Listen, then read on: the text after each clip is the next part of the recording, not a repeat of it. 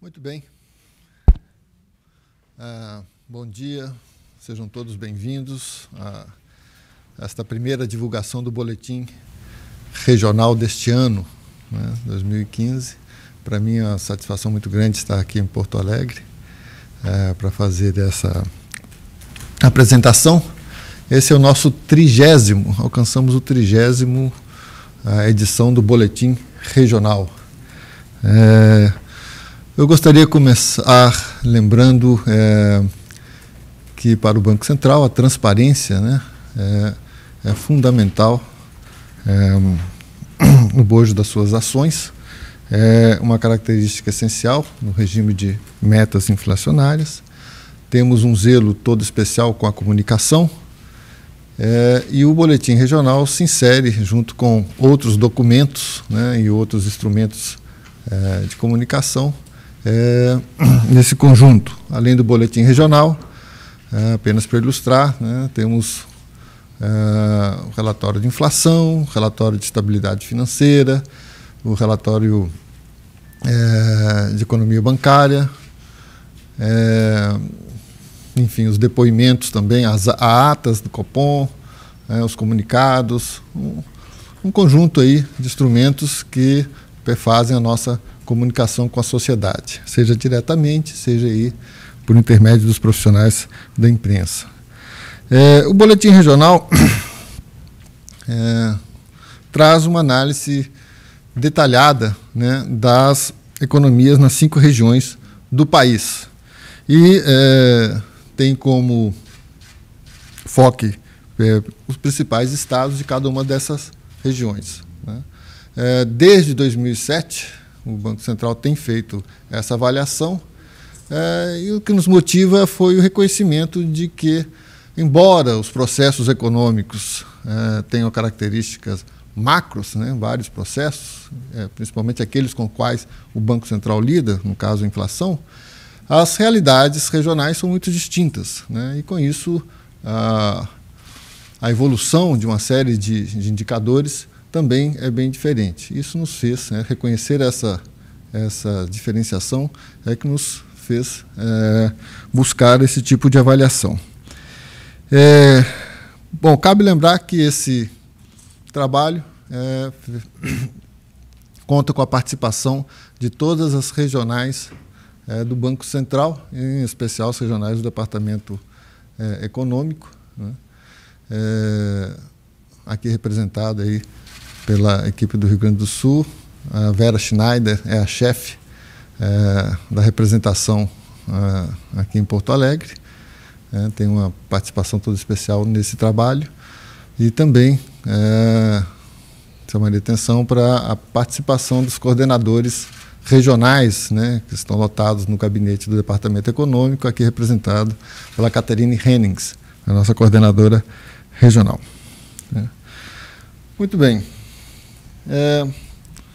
O nosso roteiro passa aí por uma introdução breve, que falamos da missão do Banco Central, inferências nacionais, em que temos uma visão abrangente aí da atividade dos indicadores para todo o país, e por fim nos focamos mais à região sul e ao Rio Grande do Sul. Naturalmente, imagino que sejam objetos de maior interesse aqui para os presentes. Finalmente, como é de praxe, apresentamos ao final indicadores do mercado de crédito, a evolução da taxa preferencial e das condições de mercado de crédito, uma pesquisa que o Banco Central realiza trimestralmente.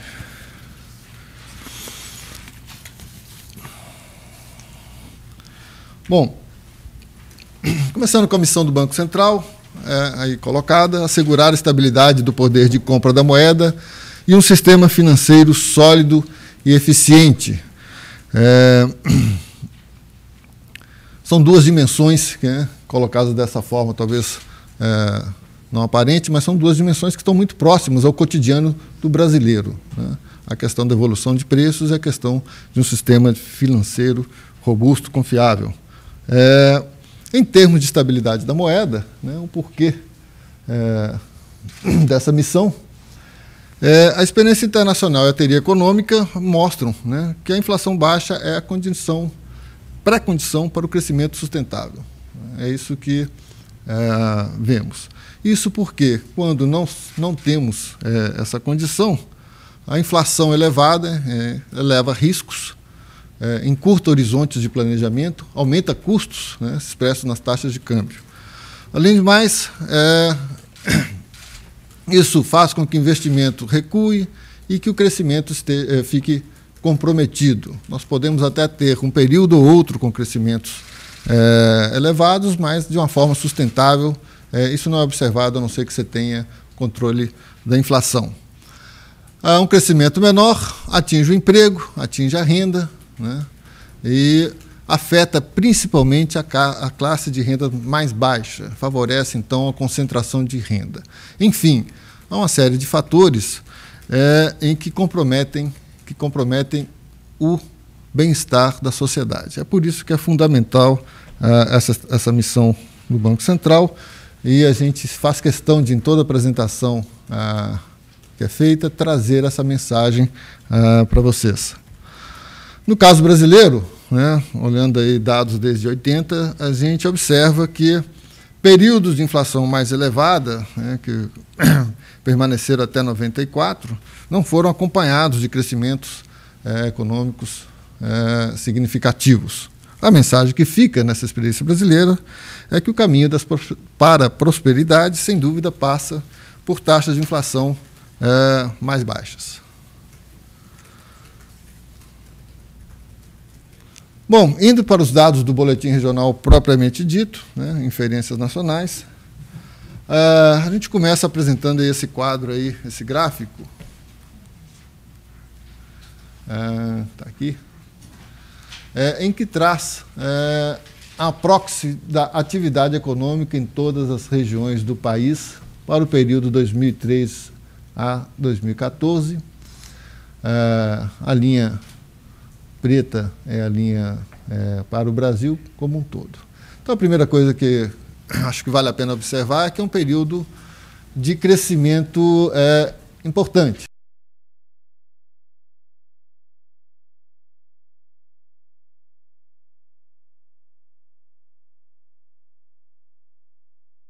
Desses anos. Faz necessário chamar a atenção que esse é um indicador de atividade que foi desenvolvido pelo Banco Central, porque havia uma necessidade de ter dados sobre atividades regionais com maior frequência, ou seja, esse é um indicador que tem periodicidade mensal, né, e com menor defasagem em relação à informação oficial que vem do IBGE. Né, o último PIB regional, salvo engano, é de 2012, né, então nós estamos aí já em 2015, você tem essa defasagem, né, e fazia-se necessário a gente ter uma avaliação do que estava ocorrendo nas economias regionais. Por isso desenvolvemos esse indicador de atividade econômica do Banco Central. A equipe aqui de Porto Alegre, né, o Rafael em especial, teve uma participação muito importante nesse desenvolvimento, e, sem dúvida, foi um avanço importante. Além esse momento, né, esse período de expansão significativa, abrangeu todas as 5 regiões, como pode se ver, mas com destaque aqui para a região Norte e Nordeste. É natural que, em períodos de expansão econômica, regiões que tenham um estado de desenvolvimento menor avancem mais. Isso, por si só, já seria um componente que contribuiria para explicar esse avanço. Mas há também outros fatores que contribuíram, em especial investimentos na região, que tinha um volume de investimento menor, programas de transferência de rendas também contribuíram ao longo desse período. Né. Eu posso chamar a atenção também que a região Sul ficou muito próximo, né, ao crescimento aí do Brasil e da região Sudeste nesse período. Bom, essa tabela praticamente traz os números do quadro anterior. Então, aqui a gente vê o crescimento do Brasil, cerca de 44%, segundo o indicador de atividade econômica do Banco Central, com crescimentos mais expressivos para o Norte e Nordeste. O Sul, Centro-Oeste e Sudeste ficaram com crescimentos abaixo daquelas 2 regiões. Mas é interessante observar que, apesar desse crescimento menor aqui do Sul, para esse período de 2003 a 2014, se a gente pega anos mais recentes, né, a gente vê uma recuperação mais nítida da região. A região passa a crescer semelhante àquelas duas regiões de cima, né, o Norte e o Nordeste. Ou seja, houve um impacto, eu acho que no gráfico anterior poderia até ter chamado a atenção para isso, né, um impacto importante da crise na região Sudeste e Sul, principalmente em 2008 e 2009. Isso ocorre porque são regiões em que a participação da indústria de transformação é maior, né, tem maior representatividade, e é um setor, a indústria foi o setor atingido de uma forma mais intensa pela crise. Após isso, após esse período, o Sudeste não teve, né, um desempenho, não teve uma recuperação significativa, mas o Sul, sim, um crescimento aí de 19,5% nesse período. Na margem, os dados de 2014 até novembro, nosso IBC-BR aponta uma variação de menos 0,2%, que decorre exclusivamente, né, segundo os indicadores do IBC, pelo desempenho na região Sudeste, 0,8%, bastante afetada aí pelo desempenho da indústria neste ano. Bom, olhando aí para os indicadores setoriais, começamos para a produção agrícola. Aqui nós temos os dados já para 2014, crescimento de 2,4% da produção de grãos, um recorde aí, com destaque aí para o desempenho da região Nordeste. O Nordeste vinha por 2 períodos, 2 anos, com problemas acentuados no setor, estiagem, e recuperou parte dessa produção em 2014, com um crescimento de acima de 30%. O Sudeste e o Sul tiveram recuos, no Sul já adiantando, né, houve problemas aí na safra de trigo, principalmente, por excesso de chuvas no período, e no Sudeste na safra de milho. Para 2015, os primeiros indicadores, os primeiros prognósticos, né, trata-se do terceiro prognóstico para a lavoura, aponta um crescimento de 5,2% da safra de grãos. Novamente vamos atingir aí o recorde da safra de grãos. E o destaque, mais uma vez, do Nordeste, que segue recuperando aquele período longo, né, de estiagem. Também acho que vale a pena chamar a atenção que as perspectivas aqui para o Sudeste e para o Sul são bastante favoráveis em 2015. Com a ressalva de que essa pesquisa foi feita em dezembro, né? Como os senhores sabem, em janeiro nós tivemos estiagem em algumas regiões do país e parte desses números podem ser alterados, né? A tendência é que haja alguma revisão para baixo, principalmente na região Centro-Oeste e Sudeste, essa é a expectativa. O IBGE deve divulgar isso na próxima quinta-feira, agora a LSPA. Né? Bom, indo para a produção industrial, a indústria passou por um período mais difícil em 2014 e isso se reflete aí nas taxas trimestrais decrescentes da indústria ao longo desse período. Tivemos um desempenho da indústria de transformação negativo, compensado em parte pela maior produção extrativa mineral, petróleo e minério de ferro. De qualquer forma, não temos dados anuais aqui, mas a indústria no país fechou com uma redução, uma queda na produção de 3,2%. E a região Sul e Sudeste, novamente, né, em que tem maior participação da indústria de manufaturado, sobretudo, encerraram com resultados também negativos, 4,6% para a região Sudeste e 4,3% negativos, né, para a região Sul. As regiões Norte e Nordeste tiveram um desempenho um pouco melhor no ano. A gente vê aí para o Nordeste algumas taxas positivas aqui no terceiro trimestre, no primeiro trimestre também. E em parte isso está relacionado aí com aquela recuperação agrícola que a gente viu para o ano. Na parte de serviços, um outro setor, a mensagem que temos aqui é uma que já vem sendo assinalada há algum tempo, de desaceleração, né, o arrefecimento da atividade de serviços. Os serviços cresceram sobremaneira nesses últimos anos, com a ascensão aí pessoas da classe média, e cresceu acima de 2 dígitos, né, se a gente olhar dados de 2012, 2011, e vem mostrando moderação desse crescimento. Isso fica patente aqui com a comparação das taxas de 2013 e 2014, de 8,5 para 6,4.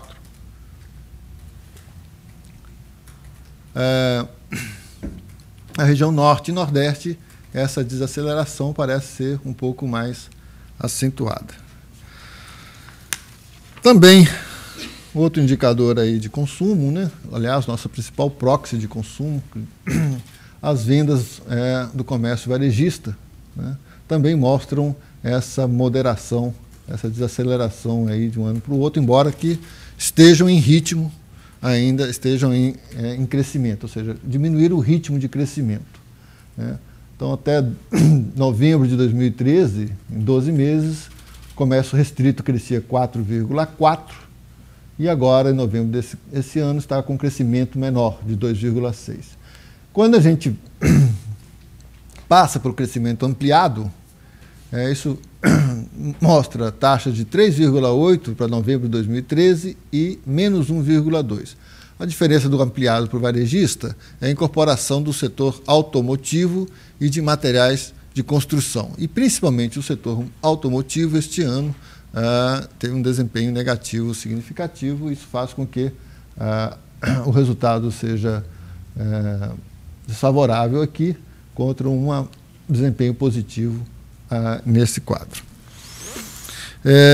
De qualquer forma, como eu mencionei, o indicador de venda é o principal proxy de consumo. E isso dá um desenho do que tem acontecido no consumo. O consumo do país, ele segue positivo já há vários anos, né? Mas em ritmo de crescimento menor. É isso que a gente espera também para o resultado do PIB de 2014. Um crescimento do consumo, porém em taxa inferior àquela observada em 2013. Se a gente for olhar alguns fatores, né, que contribuem para essa moderação de atividade, seja serviços, seja de comércio, o crédito é uma das explicações. Nós temos aqui a variação em 2014 e 2013, 12 meses. A gente observa essa moderação no crescimento do crédito. 15,3% de crescimento em 2013 e 12,2% em 2014. Essa moderação do crédito já vem há alguns anos. E eu tenho dito, sempre que apresento a nota de crédito, que é uma moderação salutar, né? É importante lembrar que o crédito PIB no país, há cerca de 10 anos, era de 25%, né, participação do crédito PIB, né? Hoje, isso atinge cerca de 60%. Então, houve, ao longo desses últimos 10 anos, um pouco mais talvez, uma expansão importante, né, do crédito. É importante que se diga também que essa expansão foi acompanhada de crescimento da renda, né?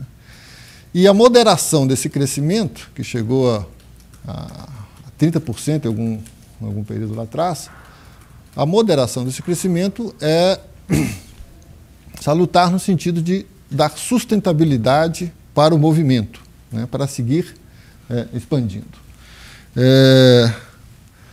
E essa moderação ela é observada tanto a pessoa física, né, crédito às famílias também. Nós temos aqui um crescimento de 16,7% aqui no ano passado para 14,1%, quanto pessoa jurídica, de 14,1% para 10,6%.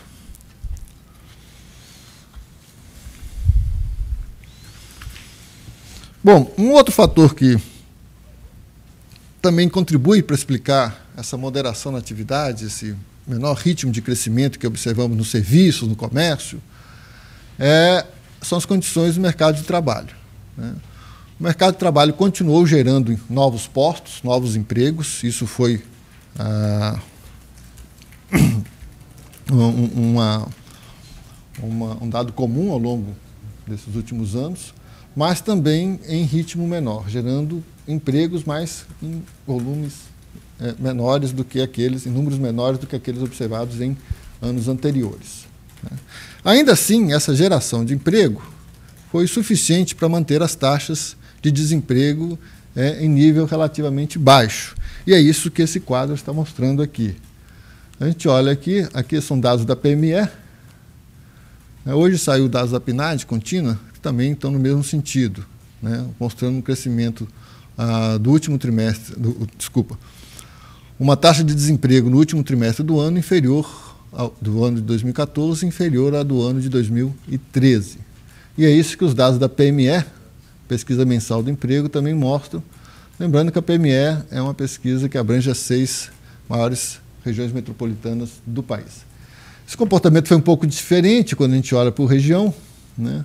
O Sudeste teve uma queda de 4,4% para 4%, o Nordeste ficou uma pequena alta, de 7,3% para 7,6%, e para o Sul, aqui nós tivemos um crescimento mais significativo, de 2,7% para 4,1%. O que ocorre aqui é que, embora tenha gerado também empregos, né, o crescimento da PEA, né, o crescimento de pessoas que entraram ao mercado de trabalho, foi maior no período. Isso fez com que a taxa de desemprego se elevasse. Bom, aproveitando que estamos falando de mercado de trabalho, nós temos aí na página 99 do nosso boletim regional um box interessante que trata do impacto do salário mínimo nesses últimos anos sobre os rendimentos do trabalho em geral. O salário mínimo desde 2003 cresceu em termos reais cerca de 75%. Foi uma alta significativa, né, do salário mínimo nesse período. E, claro, é intuitivo pensar que o aumento do salário mínimo tem influência também no reajuste de outras faixas de renda, né? Então, o que o trabalho procurou no primeiro momento foi buscar essas, que a gente chama elasticidades, né, essa influência. E ela é maior quanto menor a faixa de renda, e o que é também muito intuitivo, né? Uma pessoa que ganha 2 salários, 3 salários, deve ter seus reajustes mais influenciados pelo aumento do salário mínimo do que quem ganha 10 salários. É isso que esses gráficos aqui mostram, uma correlação, né, negativa, né, essa linha vermelha, da elasticidade, que nós chamamos, né, do salário mínimo em relação aos rendimentos, né, e decrescente à medida que esses salários vão aumentando. Bom, qual o impacto, né, qual a importância disso em termos regionais? Ora, o salário mínimo aumentou e o impacto disso em termos regionais é diferente. Por quê? Porque nas regiões, a participação de quem ganha um salário mínimo, até um salário mínimo ou um salário mínimo e meio, são distintas. Então, a gente olha lá, aqui no box a gente tem para todas as regiões e tem mais detalhes, mas aqui a gente trouxe o Nordeste e o Sul, né? No Nordeste, a participação de trabalhadores com rendimentos menores, né, a um salário mínimo é de 43%. No Sul, é de 14,4%. De um salário e meio, de 1 a 1 salário e meio, era 30,9% no Nordeste e aqui 25,1%. Ou seja, se a gente olhar para o Nordeste, cerca de 76% dos trabalhadores recebem até 1,5 salário. No Sul, essa relação é bem menor, né? Seria a soma desses dois. Então, é natural que, no Nordeste, o impacto do salário mínimo ao longo desses anos tenha tido um efeito sobre a renda dos trabalhadores maior do que nas demais regiões. E é isso que nós encontramos. Olhando em termos de médias anuais, o salário médio real no Nordeste subiu 5,1% ao ano. Foi a região que teve maior elevação. Depois veio o Centro-Oeste com 4,3%, Norte com 3,7%, o Sul com 3,5% ao ano de incremento do salário, do rendimento médio dos trabalhadores, e no Sudeste de 3,1%. Bom, um outro apanhado que se faz no box é que, claro, isso teve outros impactos, além do aumento do salário do trabalhador. E um deles é o aumento do custo da mão de obra, do outro lado, né, de quem paga, implicou uma pressão sobre preços, né? Então, é plausível afirmar que os aumentos do custo da mão de obra foram parcialmente repassados aos preços ao longo desse período, particularmente na indústria, né? Ajuda a explicar também por que o nível de emprego da indústria, ao longo desses anos, diminuiu. Um aumento de custo de mão de obra significativo. Bom, em termos de inflação, preços, nós atingimos, em janeiro deste ano, a variação do IPCA, 7,14%, após o fechamento de 6,41% em 2014. Houve um aumento de 6,41% para 7,13%. Grande parte dessa elevação na taxa deveu-se, claro, a pressões sazonais. Alimentos subiram de uma forma significativa em janeiro deste ano, eu acho que mais do que em janeiro do ano passado. Tubérculos teve um aumento aí próximo de 20%, enfim, alguns alimentos tiveram aumentos significativos. Mas, além disso, e talvez principalmente, né, o principal fator foi a elevação dos preços monitorados, né? Os preços monitorados, que em 12 meses até dezembro do ano passado estavam em 5,32, passaram para 7,53, com aumentos principalmente energia elétrica, né, a bandeira tarifária, e reajuste de ônibus urbano em várias capitais. Em várias delas, os reajustes tinham mais de um ano que não eram feitos, algumas até 2 anos, e tiveram elevações mais altas.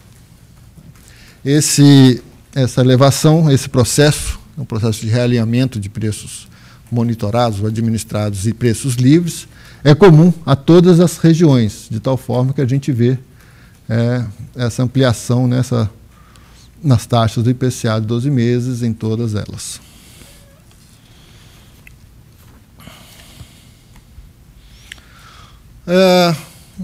Um aspecto que está associado tanto à questão dos preços no país, mas principalmente à atividade econômica, são as exportações líquidas e a contribuição para o PIB.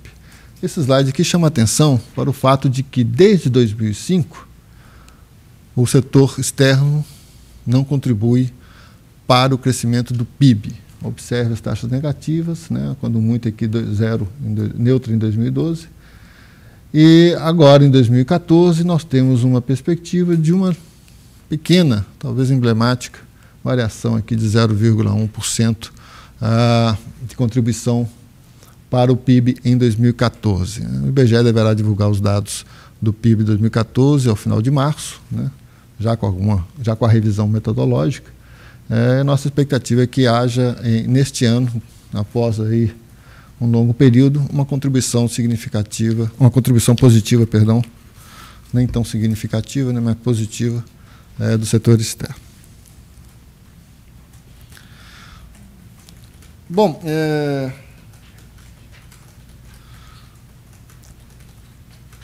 passando aos dados da região sul,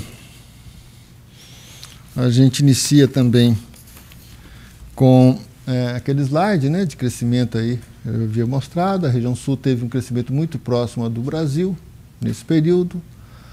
O Rio Grande do Sul, um desempenho um pouco abaixo, mas também mostrando um significativo aumento de atividade nesses últimos 10, 11 anos. Esses dados estão representados aqui também na tabela. É interessante ver que os dados anteriores são do Banco Central, e aqui são variações até 2010, são taxas oficiais do IBGE, né, em 2011 para cá, da Federação de Economia e Estatísticas aqui do Estado. E esses dados da Federação Estatística corroboram, né, os dados do Banco Central, ao mostrar um crescimento também muito semelhante. Aqui um pouco mais alto, 47%, tanto para o Brasil quanto para a região sul, mas muito próximos, né, no mesmo sentido que os dados do Banco Central. Chama atenção também que nos últimos anos, né, de 2010 para cá, o crescimento da região sul foi superior, à exceção de 2012, né, foi superior ao crescimento do país, a exceção aqui de de 2012, quando a região sofreu, a economia da região sofreu com as adversidades climáticas. Aí o setor agrícola teve uma quebra de safra importante no período.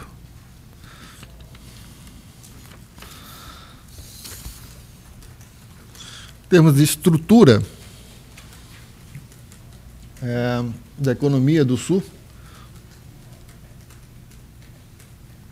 o quadro traz uma comparação com a média da estrutura econômica do país, né? A participação dos diversos setores econômicos, né, no valor agregado, né, no PIB de cada uma das duas abrangências consideradas. Então, o que a gente vê e que vale a pena destacar, no meu entender, é essa maior participação da agropecuária no valor bruto, né, na região sul, 7,7 contra 5,3, e, como eu já havia mencionado, também, né, da indústria de transformação, 17,5 contra 13. E, finalmente, o comércio na região sul se destaca em relação à participação do comércio do país, como média. Por outro lado, da administração pública na região sul, a participação da administração pública na região sul é menor do que nas demais regiões do país, em média. No Rio Grande do Sul, a gente vai ver à frente, é bem parecido, mas para o sul como um todo é menor. A composição da atividade econômica na região é o que traz aqui esse gráfico de pizza.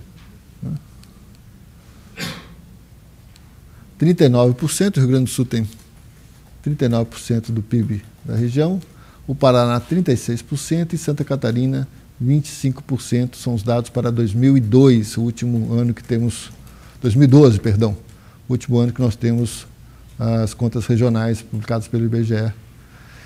Em termos de PIB per capita, né, o PIB per capita da região sul é superior ao do Brasil, 25,6 mil reais corrente de 2012 contra 22,6 para o Brasil. E, na abertura, o PIB per capita de Santa Catarina é o mais elevado da região, seguido pelo do Rio Grande do Sul e depois do Paraná, 24,2%.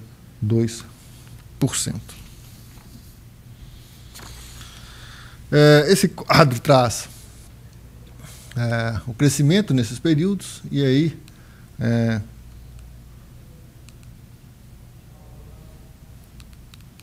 acho que acabou não, está aqui, está muito fraquinho, vocês conseguem enxergar? Não, né? Acabou a pilha. Mas, enfim, o crescimento do país, que já, segundo o índice de atividade econômica do Banco Central, de 44% naquele período mais abrangente, né? Do Sul, 41,5%, próximo. E na região, o Paraná é que teve o melhor desempenho ao longo desse período, tanto considerando os dados desde 2003, quanto considerados de 2009.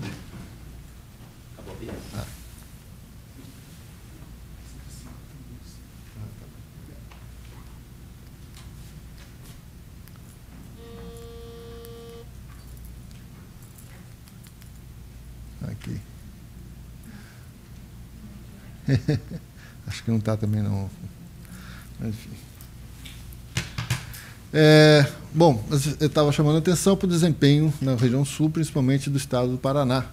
Tanto quando a gente olha os dados de 2003, quando a gente observa os dados de 2009 para cá. Um desempenho mais significativo se deveu principalmente ao dinamismo da indústria paranaense nesses últimos 10 anos, né? Um crescimento significativo.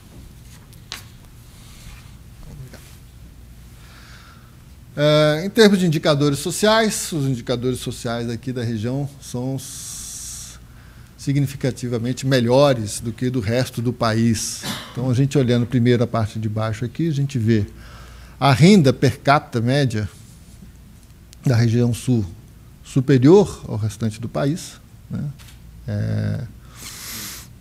Mais de 25% superior à renda do resto do país. Esse dado aqui é o dado da PNAD, né? É o rendimento declarado das pessoas, uma pesquisa domiciliar, né? E a proporção de domicílios pobres, segundo metodologia do IPEA, na região é de 5,4%, contra 11,7% para o restante do país. É uma diferença importante.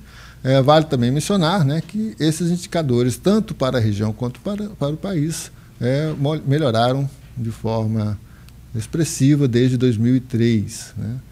Nós tivemos aí a proporção de domicílios pobres recuando de 28,2% para 11,7% e de 18,1% para 5,4%.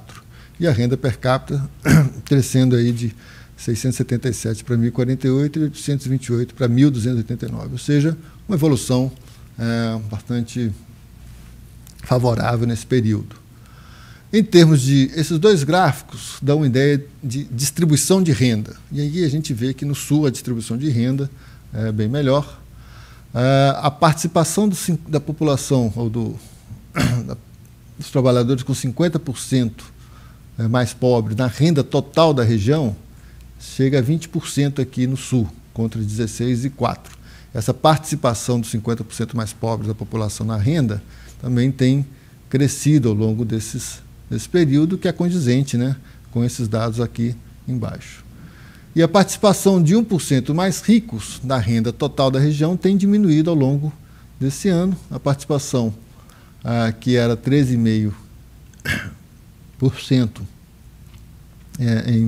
lá nos idos de 97, recuou para 11,7% agora. E na região sul, de 12,3% para 9,8%. Ou seja, temos indicadores bem melhores em termos sociais aqui na região. E isso ajuda a explicar também, né, por que a participação do Sul nos programas de transferência de renda é relativamente modesta, né, ou menor. Bolsa Família, 6,7% vem para a região Sul, e os benefícios de prestação continuada, 10,8% para a região Sul. Bom, também aproveitando o tema, temos um outro box aí na página 102, um box também bem interessante, que trata do bônus demográfico, né? Ou razão de dependência demográfica. O que é a razão de dependência demográfica? É a relação entre, grosso modo, intuitivamente, pessoas em idade de trabalhar, né, de 15 a 64 anos, e pessoas fora dessa faixa, né, de até 14 anos e acima de 65 anos. É o que nós estamos chamando aqui de relação de dependência total, relação de dependência de jovens, até 14 anos, e de idosos, relação de dependência de idosos. Bom, hoje, a relação de dependência para o país está em 45,2%. Isso diminuiu, considerando os dados de 2004 para cá, de 51%, essa relação de dependência era muito maior, era 51% e caiu para 45,2%, ou seja, está aumentando o número de pessoas que estão trabalhando, né, e que suportam as pessoas que não têm renda, né, mais jovens, sejam jovens ou idosos. Esse é o bônus demográfico. Isso tende a continuar, essa tendência de redução tende a continuar aí, provavelmente atingir seu mínimo lá no começo da década seguinte, e a partir daí voltar a crescer, né? Olhando por região, a gente vê aqui o Sudeste e o Sul, né? O Sul tem uma relação de dependência menor, né, mas com uma participação maior de idosos, né, e uma participação menor de jovens. De certa forma, nesse processo de bônus, nesse avanço, nessa reversão, a região do Sul está adiantada em relação às demais regiões do país, né? Provavelmente esse bônus demográfico, esse benefício, tende a alcançar o seu esgotamento mais cedo no Sul do que das demais regiões do país, embora que isso esteja previsto lá para 2020 em diante, ou 2020 alguma coisa, né? Na década de 20, que se aproxima aí.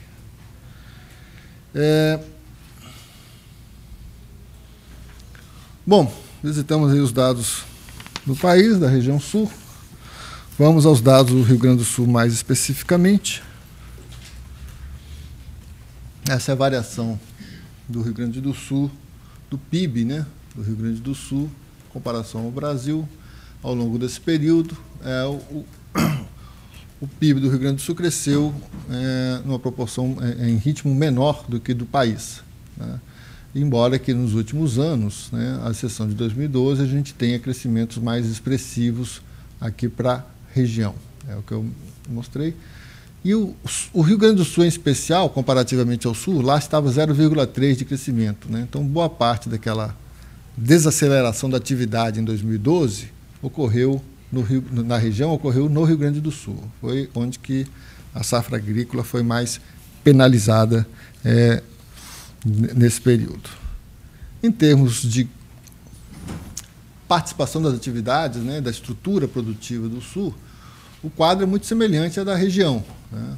A agropecuária aqui ainda tem mais significância, mais representatividade do que na região Sul em relação ao resto do país, né? Lá era 7 alguma coisa, aqui estamos com 8,4.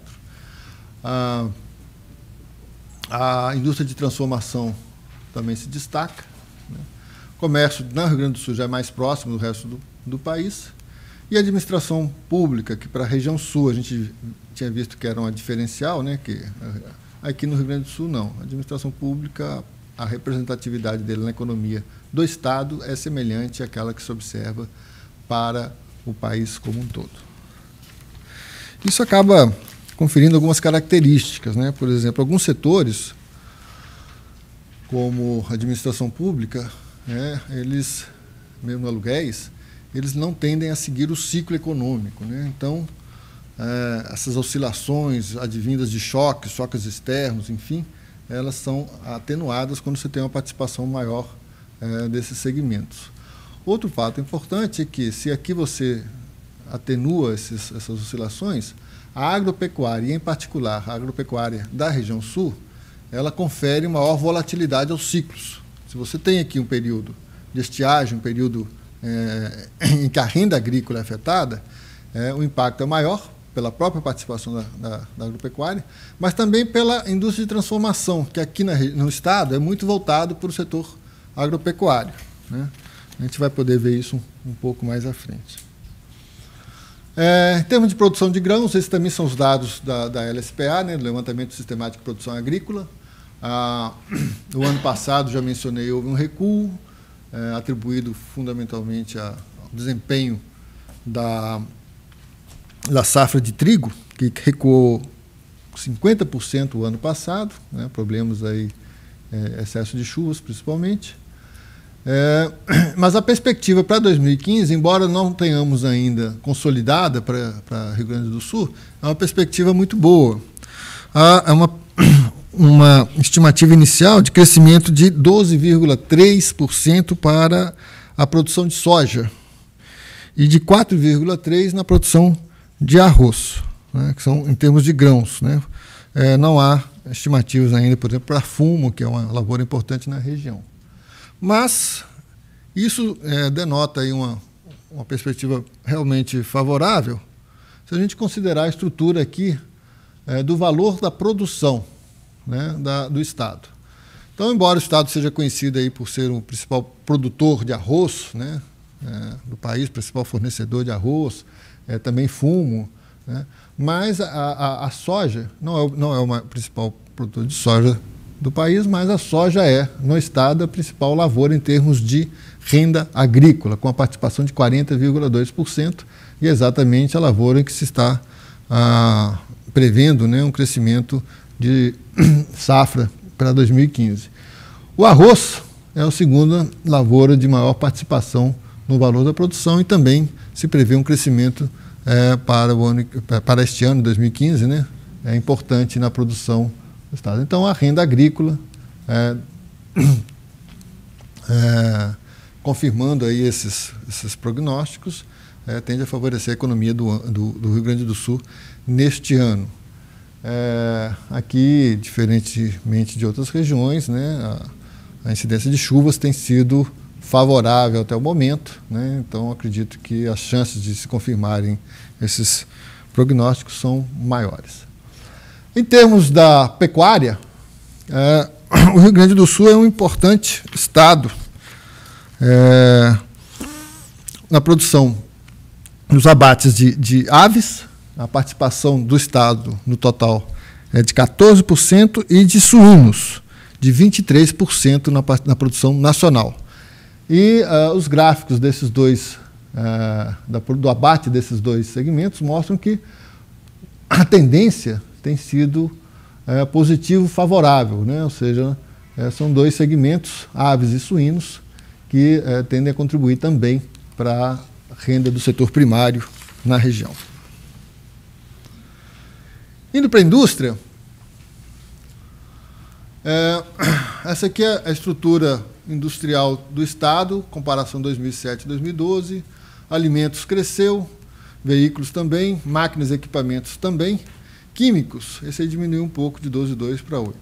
Mas eu chamaria a atenção o quão essa estrutura também está associada ao setor primário, porque além, né, dos alimentos, que a associação é direta, né, a indústria alimentícia, máquinas e equipamentos da região, boa parte disso está voltado para equipamentos agrícolas, então o desempenho do setor primário influencia aqui o desempenho do setor, e também químicos.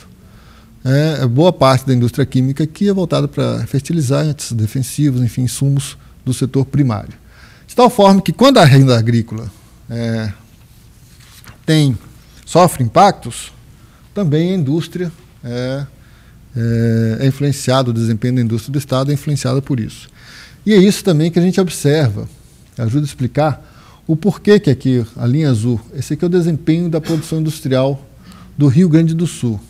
Isso ajuda a explicar por que você tem uma oscilação mais acentuada aqui na produção industrial do Estado relativamente ao que se observa para o restante do país, né? Exatamente são essas influências do setor agrícola. Observe que aqui em 2012, né, com o período que nós tivemos aí problemas do setor primário mais expressivo, a indústria também sofreu bastante.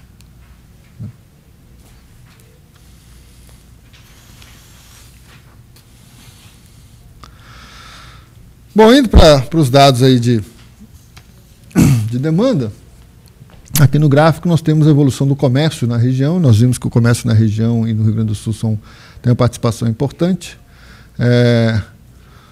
O comércio, as vendas do comércio têm sido o fator de crescimento da economia do país já há bastante tempo, né? Um crescimento praticamente contínuo, né?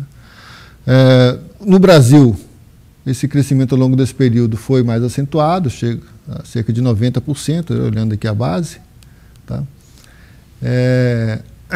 No Rio Grande do Sul e no Sul, um pouco mais baixo, mas ainda assim expressivos, né? O crescimento aqui no Rio Grande do Sul é superior a 50% nesse período.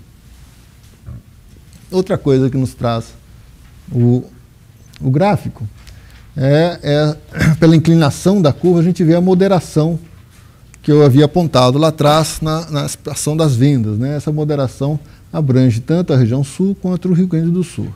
Mas, na margem, considerando 12 meses até novembro do ano passado, o Sul ainda teve um crescimento um pouco melhor, o Rio Grande do Sul um pouco melhor, tanto em relação ao Sul, né? 3% no ano contra 2,5%, e quanto em relação ao Brasil, 2,6%. Mas, de qualquer jeito, é uma moderação. E assim como nós vimos para o caso brasileiro como um todo, a evolução das operações de crédito ajudam a explicar esse desempenho. Eu mencionei que o crédito no país chegou a crescer aí acima de 30%, isso foi em 2008, 2007, né, e vem mostrando moderação desde então.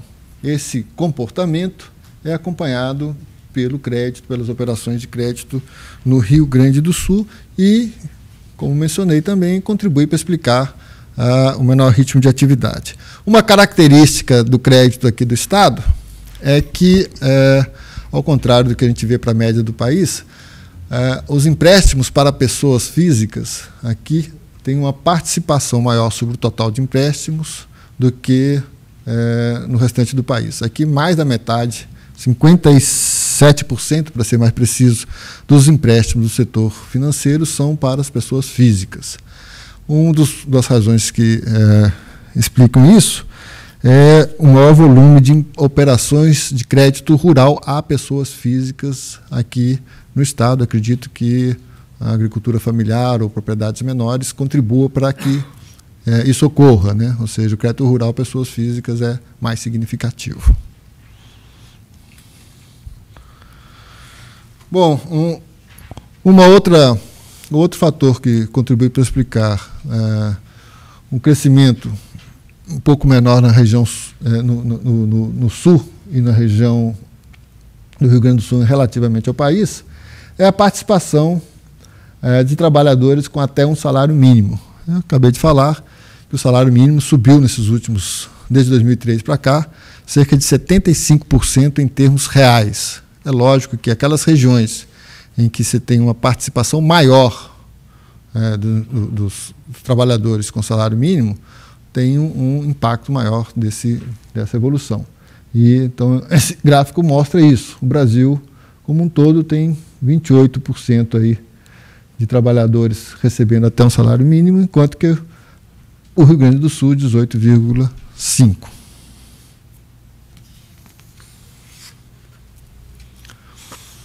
Bom, outro dado relevante para a economia regional são as relações econômicas com o exterior, e que se traduzem aqui na evolução da balança comercial. Diferente da própria região sul e diferente também do ocorrido para o Brasil, o Rio Grande do Sul, em 2014, teve um superávit comercial de 3,7%. Diminuiu, é verdade, em relação ao que foi observado em 2013. As exportações recuaram 26%, e as importações recuaram 11% de 2013 para 2012. Esses são dados, salvo engano, posso confirmar, mas são dados de volume, né, não de valor.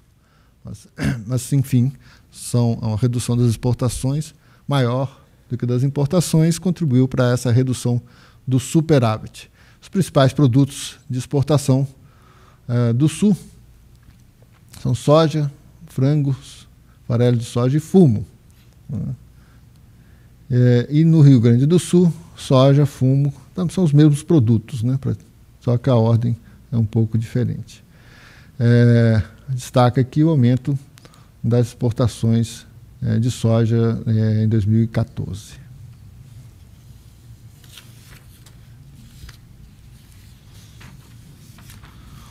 Bom, e finalmente, aí, encerrando os dados regionais, nós temos aqui um apanhado dos investimentos previstos para os próximos 2, 3 anos. São informações da Rede Nacional de Informações sobre Investimentos, do MDIC. Nós temos aí cerca de 2,2 bilhões registrados lá para investimentos, com destaque, claro, para o setor de energia. As informações que temos é que esse volume de investimento expressivo para o setor está sendo canalizado para o parque eólico na sua maior proporção, 1,5 bilhões. Bom, com isso a gente encerra os dados do boletim regional, da nossa análise regional propriamente dita. De uma forma resumida, vamos trazer alguns indicadores do mercado de crédito, como fazemos aí em toda a divulgação do boletim regional. O primeiro deles, a taxa preferencial, uma taxa que foi uma métrica desenvolvida pelo Banco Central, com números que vêm desde 2005, é uma forma de comparar de uma forma mais razoável taxa prime com a taxa brasileira preferencial, né? E essa taxa, ou seja, é uma taxa que é direcionada, né? Há condições para isso. Entre as condições, o tomador de recurso precisa ser pessoa jurídica, empresa, ter empréstimo com 3 ou mais instituições financeiras, ter pelo menos uma operação de curso normal com valor maior a 5 milhões de reais, possuir operações classificadas com AA e A em termos de risco, né? E cuja soma, e não possuir operações com atraso a 90 dias. Então, essas são as condições para a métrica da taxa preferencial, E o gráfico mostra que a taxa preferencial, que atingiu um valor mínimo de 10,8 em fevereiro de 2013, vem crescendo desde então, atingindo 15,6 na última observação, novembro de 2014, sendo que esse comportamento, claro, é consistente com a política monetária, né, com a elevação da taxa Selic também para o período. Em seguida, a gente apresenta os dados de indicadores de condições de crédito, que é uma pesquisa trimestral que o Banco Central faz junto aí a conglomerados financeiros, né, instituições financeiras e conglomerados. A nossa amostra, né, o universo pesquisado, ele representa o saldo de empréstimos de 92% dos empréstimos para grandes empresas. 93% praticamente da carteira dos empréstimos direcionados a micro, pequenas e médias empresas. 90% dos empréstimos do sistema financeiro voltados ao consumo. E quase 100% do crédito habitacional, ou seja, é uma abrangência bastante ampla, né, da pesquisa em termos da carteira. Pergunta-se na pesquisa, né, as instituições, as condições, o comportamento dos últimos 3 meses e dos próximos 3 meses. No caso, né, a pesquisa foi feita em dezembro, os últimos 3 meses encerrados em dezembro, os próximos 3 meses são esse trimestre vigente. Os indicadores variam de -2, quando há percepção de que haverá menos concessões, a +2, quando há percepção de que haverá mais concessões. Bom, dito isso, os resultados de uma forma sumarizada, no site do banco também há essas informações. Para grandes empresas, considerando os últimos 3 meses e os próximos 3 meses, as condições de oferta, segundo a percepção dessas instituições, tornaram-se mais restritas, né, no último trimestre do ano passado para o primeiro trimestre deste ano. As condições de demanda também diminuíram. Né, a demanda por crédito, na percepção no final do ano passado para este, também diminuiu, de tal forma que as condições para aprovação de crédito no primeiro trimestre deste ano, em relação ao último, tornaram-se menos favoráveis. É importante que se faça uma ressalva aqui, que é válido para praticamente todos os segmentos, de que há uma sazonalidade. De uma forma geral, o primeiro trimestre de um ano há uma demanda e uma concessão de crédito menor do que do último trimestre. Esse efeito sazonal não está expurgado aqui desses resultados. Tá? Para pequenas empresas, a oferta, as condições de oferta praticamente ficaram as mesmas de um trimestre para o outro, mas a demanda, as condições de demanda, ou a percepção de demanda por crédito desse segmento diminuiu de 0,32 para 0,29, né, de uma forma mais considerável, de tal maneira que as condições para a aprovação de novas concessões também ficaram mais restritas para esse segmento. Para o segmento de consumo, as condições de oferta até melhoraram, né, estavam negativas, ficaram neutras para os próximos trimestres. As condições de demanda pioraram e as condições de aprovação continuam ligeiramente negativas para os próximos trimestres, mas melhoraram um pouco em termos relativos, de um trimestre ao outro. E para o crédito habitacional, as famílias, as condições de oferta ficaram inalteradas, a de demanda diminuíram, de tal maneira que as condições para a aprovação de novos créditos também ficaram mais restritas neste primeiro trimestre relativamente ao trimestre anterior. Esse slide sumariza esses resultados, né, para todos os segmentos, considerando as condições de aprovação, né, há condições, de uma forma geral, mais restritas em todos os segmentos, né, seja para grandes empresas, micro, para consumo não. As condições para crédito para consumo até mostraram-se, embora ligeiramente negativas, mostram-se um pouco melhores do que no final do ano passado. E para habitação também.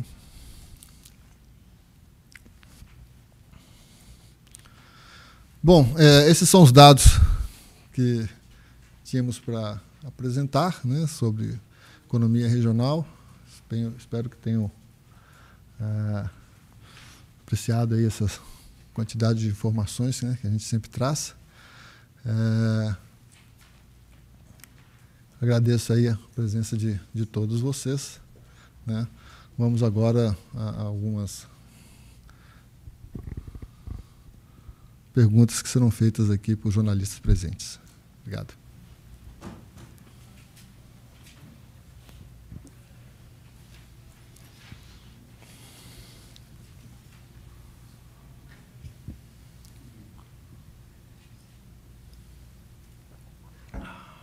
Bom dia, Túlio. Mário Sérgio, da Bloomberg. Saindo só um pouquinho do assunto, hoje o Congresso deve votar, no segundo turno, a Câmara, o orçamento impositivo. Eu queria saber, a aprovação do orçamento impositivo vai tornar um pouco mais difícil para o governo atingir as metas do superávit primário de 66 bilhões? Obrigado. Bom, em termos do segmento do setor fiscal, né, o que estamos vencendo aí é um período aí de ajuste, como bem se sabe, em que saímos de um déficit em 2014 e estamos apontando para uma meta de superávit neste ano. As condições para atingir este superávit estão sendo colocadas, né, em termos de medidas, né, que já foram feitas, tanto no âmbito tributário, também já sinalizados em termos de despesas, né, de maneira que, enfim, o governo continua trabalhando, né, nesse cenário de 1,2% aí para este ano e de 2% do PIB para o ano que vem. Acredito que esse ajuste ele seja um elemento essencial nessa mudança de ambiente macroeconômica e trará benefícios, né, em termos de confiança, em termos de expectativa, para uma série de segmentos, né, investimento, produção, enfim. Então, há um período de ajuste neste momento, tem um custo de curto prazo, naturalmente, mas com benefícios a médio prazo que estão sendo avistados, né.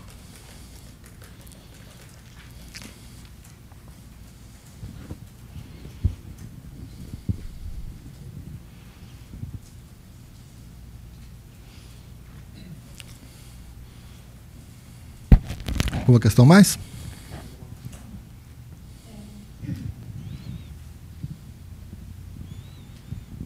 Oi, Gabriela, da Agência Estado.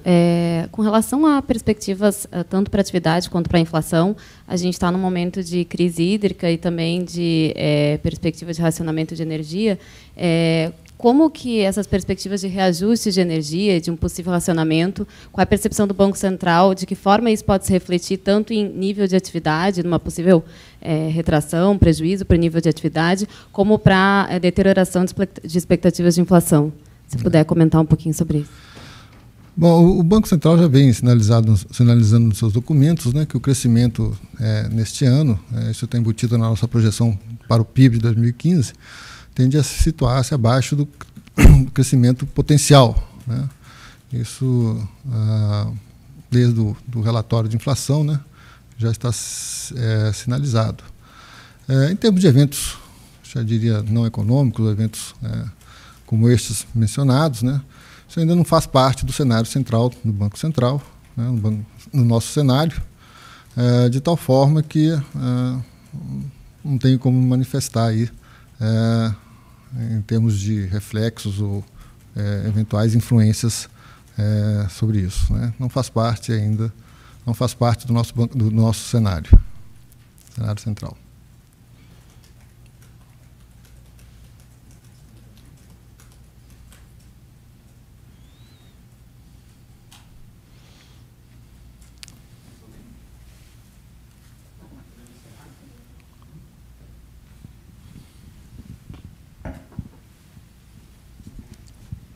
Patrícia, Jornal do Comércio, não sei se o senhor pode comentar, mas é um tema até local aqui. Há uma expectativa em relação à própria aprovação que houve no final do ano da mudança do indexador das dívidas dos estados e algumas capitais, de se poder aí reaver o impacto em relação à despesa, né, das finanças públicas, e o Rio Grande do Sul tem um interesse especial nisso. Eu queria saber, e falta regulamentação, etc., do ponto de vista do Banco Central, quanto isso é um tema que, nesse momento, considerando essa conjuntura e obviamente, todo esse cenário de metas, isso se torna algo fora de cogitação.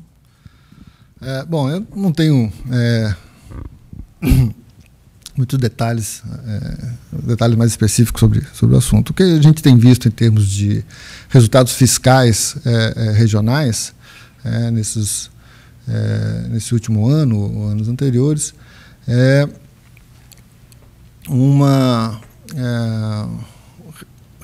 desempenhos, né, menores ou piores do que vistos em outros períodos. Claro que isso está sendo influenciado pela atividade econômica, sobretudo que uma das principais fontes de receita dos estados é o ICMS, que está muito vinculado, né, ao ritmo da economia. Mas não é só isso, né? Ao longo desses últimos 10, 15 anos, os estados, os entes municipais também, quando caso, estiveram comprometidos aí com o pagamento da dívida, né, dentro de limites estabelecidos pela Lei de Responsabilidade Fiscal. Isso contribuiu de forma fundamental para que houvesse redução de dívida na maior parte dos estados, né. E nos 2 últimos anos, os indicadores de endividamento dos entes estaduais permitiram, né, que eles foram melhorando e permitiram que houvesse novas contratações. Isso também contribuiu, além do menor ritmo de atividade econômica, também contribuiu, novas contratações, que eu digo, de empréstimos. Isso contribuiu para que os resultados, além da questão da receita, né, impactada aí pela atividade econômica, também se mostrassem piores. Mas eu estou dizendo para os entes como um todo, não para o Sul em específico. Aqui no Rio Grande do Sul, nós temos informações de dados. Permita aqui fazer uma pequena consulta. No nosso boletim regional de dados fiscais por região, né? Então, para o Rio Grande do Sul em específico, nós tivemos em 2014 um resultado bastante favorável, né? O superávit do governo estadual, capital e demais municípios, né, aumentou em 2014 até janeiro, setembro, que é o último dado que nós temos, relativamente a 2013. Né? Então, nós estamos aqui com superávit de 2014, nesse período de 1.971 contra 1.664, tá? Com desempenhos melhores, tanto do governo estadual quanto dos demais municípios. A capital ainda teve um déficit maior em 2014 sobre 2013.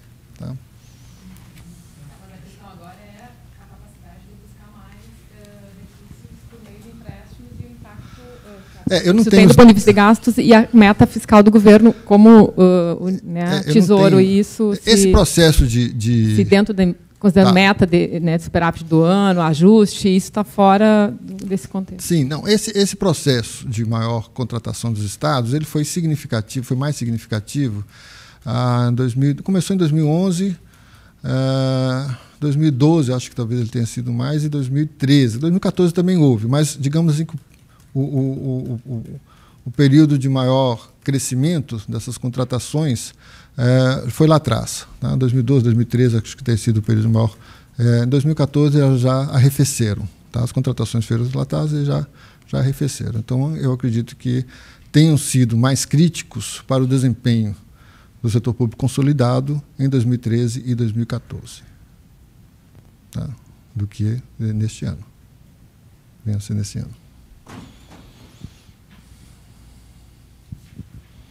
Meu nome é Cadu Caldas, eu sou repórter da Zero Hora. A minha pergunta é sobre a taxa de câmbio. O quanto essa taxa de câmbio mais elevada, acima de 2,70, pode ser importante ou não para estimular a indústria brasileira, que, enfim, já vem penando aí faz algum tempo?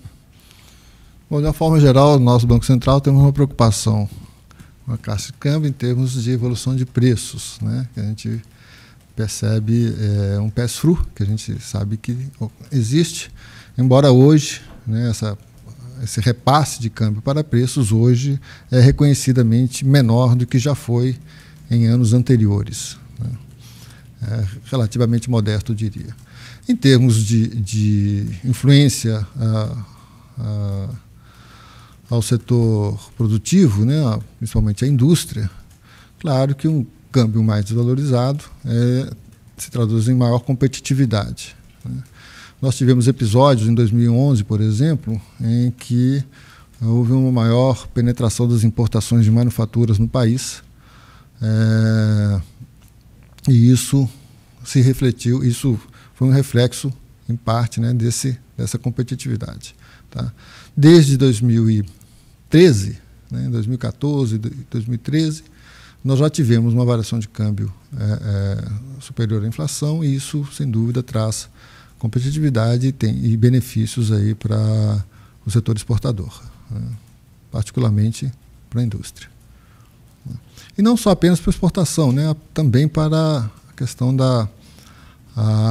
no mercado doméstico, né, em termos de competitividade do produto doméstico em relação do produto interno, no mercado doméstico, em relação ao produto externo. Eu queria, em função dos dados e perspectivas de busca de crédito, que mostram, né, um arrefecimento importante, considerando aí, avançando para o segundo trimestre, o senhor falou que agora tem um aspecto sazonal importante aí de volume, demanda menor e tal. Se mantiver esse cenário, em função até dessas questões aí de indicadores e tudo mais, o Banco Central, do ponto de vista de política monetária, quer dizer, ou de instrumentos, pode tomar ou indicar alguma medida para ativar busca de crédito, principalmente do lado de quem investe, quer dizer, considerando o lado mais ativo da economia? Como é que vocês veem esse cenário aí avançando um pouco mais à frente? A nossa projeção para o crédito em 2015 é de um crescimento de 12%, né? Crescimento semelhante ao que houve em 2014. Né? Essa projeção foi feita ao final de 2014, né? no último nota para a imprensa de crédito, e a que vigora. A nossa perspectiva é essa. Eu acho que ainda é muito precoce para dizer que isso tenha se alterado. De qualquer maneira, essas projeções são revistas trimestralmente, né? E o Banco Central se pronunciará, né, novamente sobre a projeção ao final de março, projeção para o crédito no país.